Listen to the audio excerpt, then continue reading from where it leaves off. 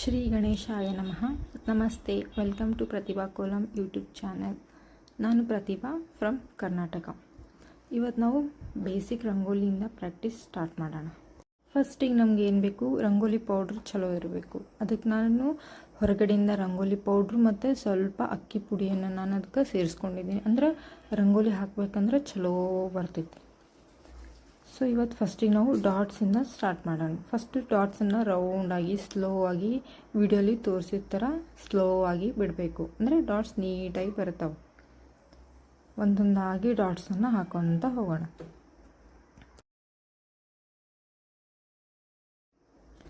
Dots ಆದಮೇಲೆ next lines ಹಾಕೋದನ್ನು ಕಲಿಯೋಣ. ಲೈನ್ಸನ್ನು ನಾವು ಸ್ಲೋ ಆಗಿ ವಿಡಿಯೋಲಿ ತೋರಿಸಿದ ಥರನೇ ಸ್ಲೋ ಆಗಿ ಬಿಡ್ತಾ ಹೋಗಬೇಕು. ಸ್ಟ್ರೇಟ್ ಲೈನ್ಸ್ ಪ್ರಾಕ್ಟೀಸ್ ಮಾಡಿ, ಡೈಲಿ ಪ್ರಾಕ್ಟೀಸ್ ಮಾಡಿದ್ರೆ ಸ್ಟ್ರೇಟ್ ಲೈನ್ಸ್ ಬರ್ತಾವೆ. ಪ್ಯಾರ್ಲಲ್ ಹಾಕೊತ ಹೋಗಬೇಕು. ಅಥವಾ ನಿಮಗೆ ಬರಲಿಲ್ಲ ಅಂದ್ರೂ ಸಣ್ಣ ಸಣ್ಣ ಚುಕ್ಕಿ ಇಟ್ಕೊಂಡಾದರೂ ಅದನ್ನು ಸೇರಿಸ್ಕೊತ ಹೋಗ್ದು ಡೈಲಿ ಮಾಡ್ಕೊತ ಹೋದರೆ ನಾವು ಕಲಿಬೋದು. ಸೊ ನೆಕ್ಸ್ಟ್ ಈಗ ಒಂದು ಗ್ರಿಡ್ ಹಾಕೋಣ, ಅಂದರೆ ಬಾಕ್ಸ್ ಟೈಪ್. ಇದನ್ನು ನೀವು ನೋಡಿರ್ಬೋದು, ದೊಡ್ಡ ದೊಡ್ಡ ರಂಗೋಲಿಯೆಲ್ಲ ಯೂಸ್ ಮಾಡ್ತಾರಲ್ಲ.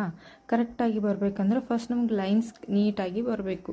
ಸೊ ನಾವು ಒಂದು ಬಾಕ್ಸ್ ಹಾಕಿ ಅದರೊಳಗೆ ಲೈನ್ಸ್ ಹಾಕೋಂತ ಹೋದ್ರೆ ನಾವು ಅದು ಒಂದು ಗ್ರಿಡ್ ಆಗ್ತೈತಿ. ಸೊ ಅದು ನಮ್ಗೆ ನೀಟಾಗಿ ಬಂದರೆ ಮುಂದೆ ರಂಗೋಲಿ ಹಾಕುವಾಗ ಚಲೋ ಅನಿಸ್ತೈತಿ ಅಷ್ಟೇ.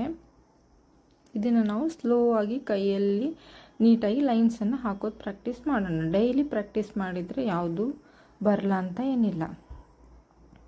ಸೊ ನಾವು ಪ್ರಾಕ್ಟೀಸ್ ಆದಮೇಲೆ ಈ ಥರ ಫ್ಲವರ್ಗೆ ಆಗಲಿ ಅಥವಾ ಅಷ್ಟದಳ ಹಾಕೋಗಾಗಲಿ ಯೂಸ್ ಮಾಡ್ತೀವಲ್ಲ, ಅವಾಗ ನೀಟಾಗಿ ಲೈನ್ಸ್ ಬರೋಕ್ಕೆ ಹೋಗ್ತಾವೆ. ಈ ರಂಗೋಲಿ ನಾವು ಅಷ್ಟದಳ ಹಾಕೋಕ್ಕೆ ಯೂಸ್ ಮಾಡ್ತೀವಿ, ಪದ್ಮದಳ, ಅಷ್ಟದಳ ಆ ಥರ. ಸೊ ಅದನ್ನು ನಾವು ಡಬಲ್ ಲೈನ್ಸನ್ನಾಗಿ ಕೂಡ ನಾವು ಕಲಿಬೋದು. ಡೈಲಿ ಸ್ವಲ್ಪ ಸ್ವಲ್ಪ ಪ್ರಾಕ್ಟೀಸ್ ಮಾಡ್ಕೊತ ಹೋದರೆ ನಾವು ಕಲಿಬೋದು ಈಸಿಯಾಗಿ. ಸೊ ಈ ವಿಡಿಯೋ ಇಷ್ಟ ಆದರೆ ಲೈಕ್